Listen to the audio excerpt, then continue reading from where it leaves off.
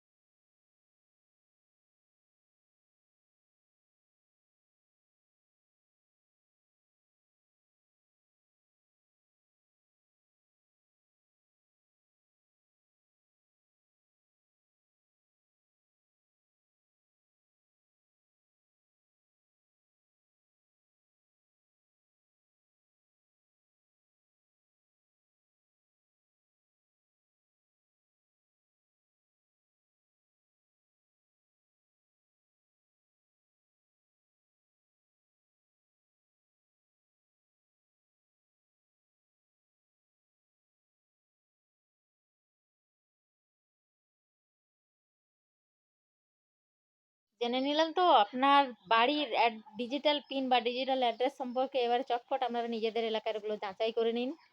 আপনার বাড়ির address, digital address কি জানবেন না? ভিডিওটি ভালো লাগলে অবশ্যই লাইক, কমেন্ট এবং শেয়ার করে দেবেন। অন্যান্য বন্ধুরাও যাতে এই বিষয়ে জানতে পারে, তার জন্য শেয়ারটা অবশ্যই মাস্ট। এবং এই ধরনের তথ্যমূলক ভিডিও পেতে গেলে অবশ্যই চ্যানেলটি সাবস্ক্রাইব করে দেবেন।